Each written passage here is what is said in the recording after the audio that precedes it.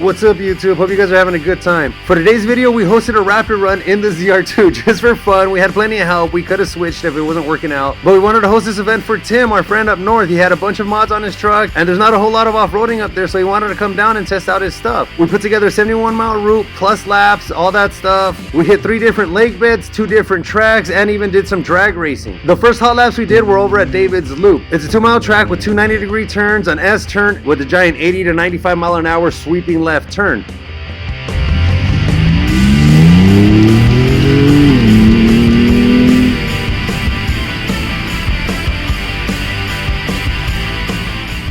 So first matchup, we have Daniel versus Ray. They're both running 2017 Ford Raptors and almost stock, both of them. Some people have a hard time with the split screen. I'm sorry, we did it one at a time at first and it's awful and unwatchable. So trust me, this is a lot better as far as spectating goes. Daniel, the truck on top, has a bit of the edge on performance mods. He's running some SVC coils up front, some methods, some 37 KO2s though, and an oil catch can. Like I said, he's almost all stock, but he's killing it in times. Ray, the truck on the bottom screen, is running full stock basically too. Even closer actually. He's running KO2s 35s, stock tire size with some method race wheels, and that's it. For some strange reason, he's definitely more into crawling than desert running like this, but he still puts down respectable times.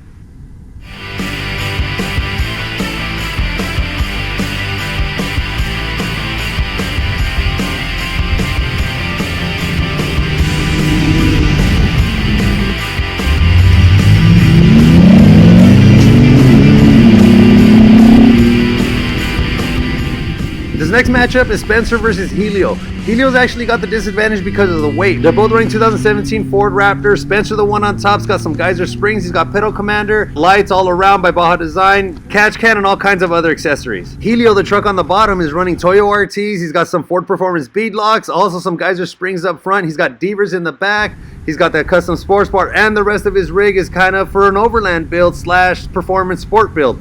So yeah, it's a pretty cool build, but the weight slows him down a lot.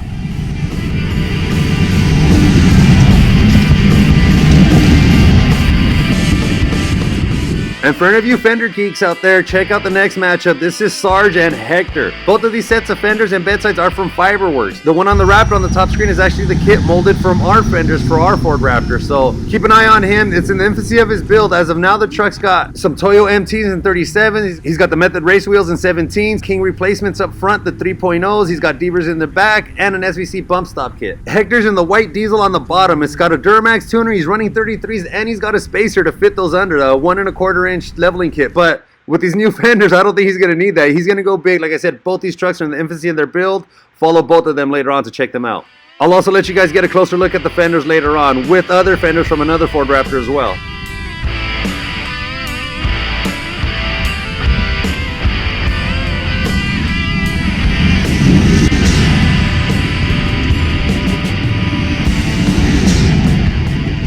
Three, 2, 1, go.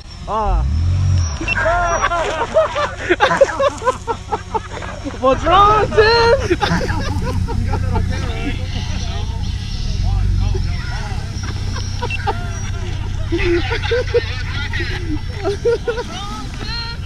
Go.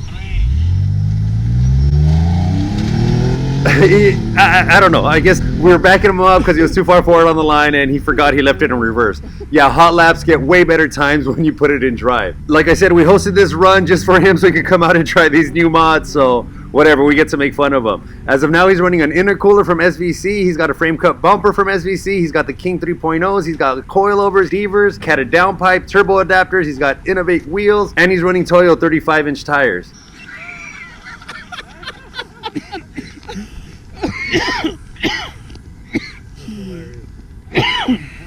But after a start like that, none of his mods matter. We're going to be laughing at him forever. We'll never let him forget this.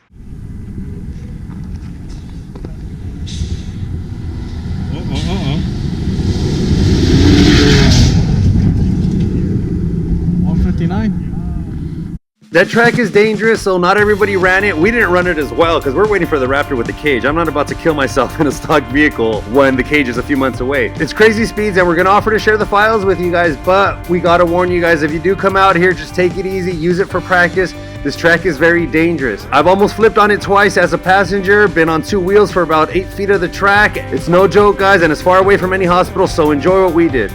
So whatever, we went down to the peanut track for everyone else that wanted to have some more fun drifting. We cut it in half, so it's only about a mile long, but more than half of that is drift zone. So enjoy, man. All these tracks are just for fun. We'll put this one in the file as well if you guys want to come out here. This is the one where you keep getting sideways, just keep drifting the whole time, just learn to steer with the rear, all that stuff. We highly recommend you guys coming out here.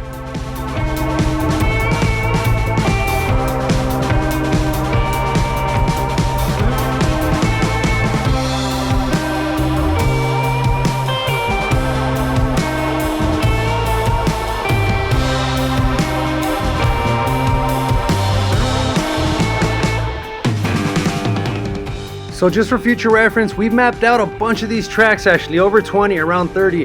There's a lot of them that the speeds, the dimensions, the terrain, everything is perfect for drifting in stock vehicles. You don't need some 900 horsepower monster. So we're gonna have races throughout the year and comparisons in each track and all that stuff, and show you guys and give you locations so you guys can enjoy these for yourselves later on. So Spencer got attacked by his drone, but we moved on to the dry lake bed after that. We met up with the rest of Dirt Days as well. They had split off, some were late, whatever, but we all met up. And we got to see David's fenders. These are his wide body fenders from Advanced Fiberglass. Still needs to paint them. This is literally his first time touching his truck in months. So here's a shot of Sarge's fenders as well. And stay tuned for some more Zr2 fenders as well, the wide body kits. Again, both the fenders and bed size for the Raptor and the Zr2 are made by Fiberworks. And stay tuned later on at the end of the video for some close-up shots of the carbon fiber and some more of the Zr2's fenders. And these fenders aren't color matched, but the truck is white, so it doesn't look as bad. But the guys that wrapped our Gen 2 Raptor are gonna wrap his truck for him.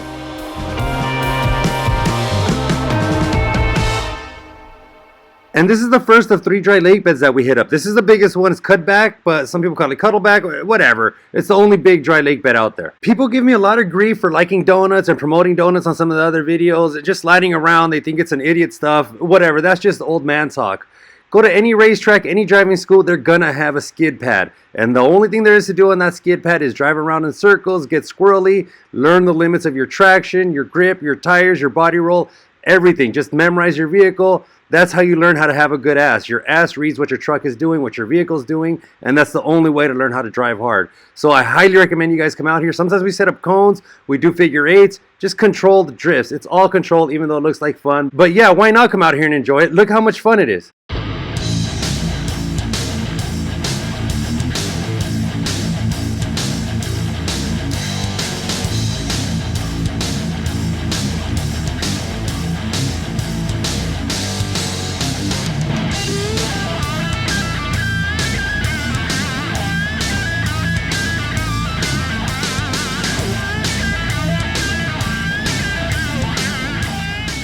So in case you're one of those complaining old men about the donuts and you own a Gen 1, check out our Gen 1. That's Kevin driving. He's only got an air filter and a pedal commander, complete with 22-inch fake beadlock wheels. And look how close he stays taking off the line. A Gen 1 has no business against a Gen 2 racing, but it kept up pretty well. Lost at the end, then they did a repeat, the exact same result. And you guys saw the other 2 trucks racing, so they're no slouches. But yeah, it doesn't take much to get a Gen 1 up to speed with a Gen 2.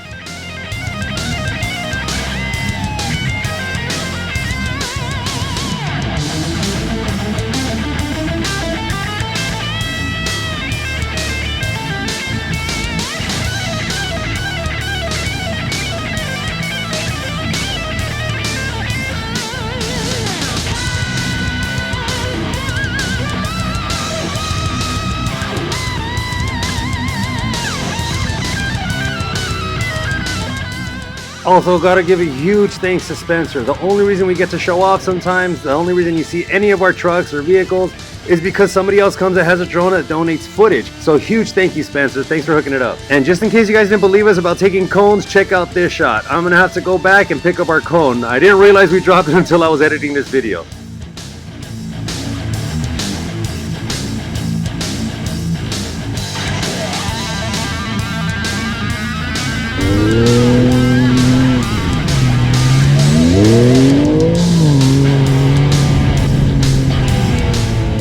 So thanks for watching, guys. Please subscribe and like, and please share with anyone that you guys know that wants to go on one of these runs or enjoys this type of stuff or is in the market for any of these vehicles. And of course, as promised, if you're running lead nav, if you're running an iPad, iPhone, whatever, we're more than happy to share the files with you. Just email me at jerkstoleourname@gmail.com and I'll send them over to you. The same files can be converted for a PC or for the lower-end system.